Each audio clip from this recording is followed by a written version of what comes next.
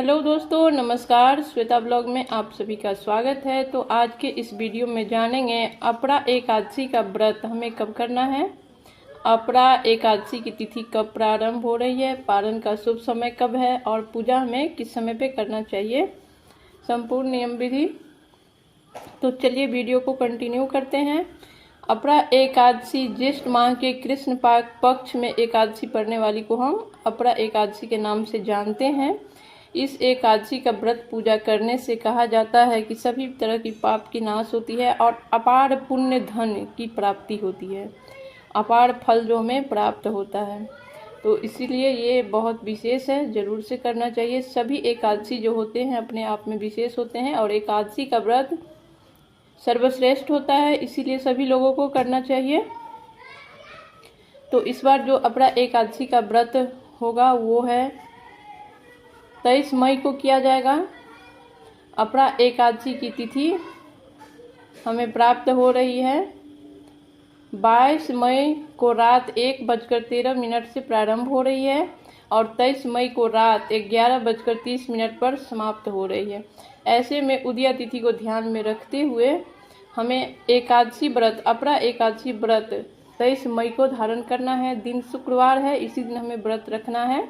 हिंदू धर्म में सभी व्रत त्यौहार जो होते हैं वो उदया तिथि को ध्यान में रखते हुए होते हैं, इसीलिए ये 23 मई को किया जाएगा।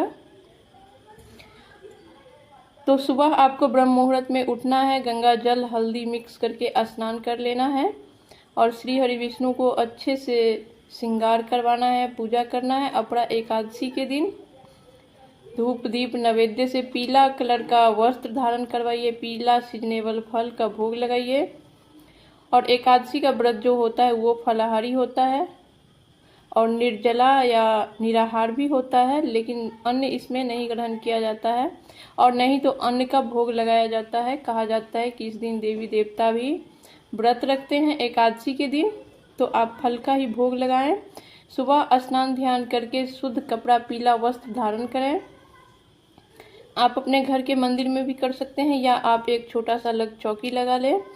पीला कलर का आसन दें भगवान को, कोई भी चित्र जो विष्णु भगवान का स्वरूप मूर्ति है आपके पास उनको थोड़ा सा फूल या तिल का आसन देते हुए विराजमान कर ले।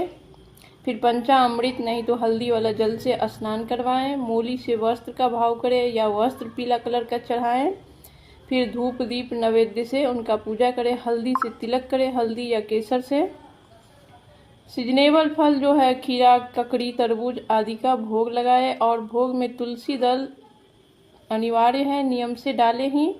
एकादशी के दिन तुलसी दल नहीं तोड़ा जाता है, तुलसी माता को छुआ भी नहीं जाता है, इसीलिए एक दिन पहले ही आप तुलसी दल तोड़ करके रख लें। और तुलसी माता के पास सिर्फ आप दीपक जला सकते हैं। सुबह में अगर ब्रह्म मुहूर्त में कर रहे हैं पूजा तो उस समय, या नहीं तो आप शाम को जब धूप दीप करेंगे उस समय घर में जो आप श्री हरि विष्णु का चौकी लगाए हैं या मंदिर में कर रहे हैं वहाँ शाम को भी धूप दीप करना है। जो आप फलाहार बनाएंगे उसका भोग लगाना है, आरती करना है, फिर उसके बाद फलाहार करना है। और दिन शुक्रवार पड़ रहा है इसीलिए आपको खीर का भोग लगाना चाहिए, लेकिन मखाने का खीर हो, साबूदाने का खीर हो, चावल का यूज नहीं करना है क्योंकि एकादशी पड़ रहा है और दिन शुक्रवार है तो खीर का विशेष महत्व होता है।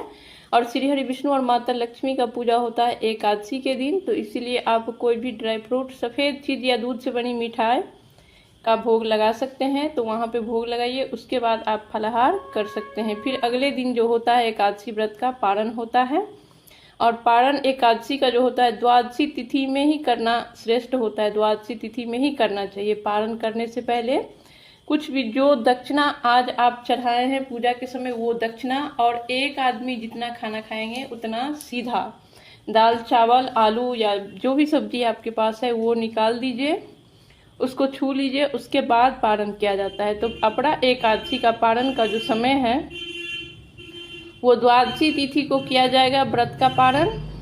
पारण का समय है 24 मई 2025 को सुबह 5:26 से लेकर के 8:11 तक रहेगी। तो इस बीच जो है आप पारण कर लीजिए।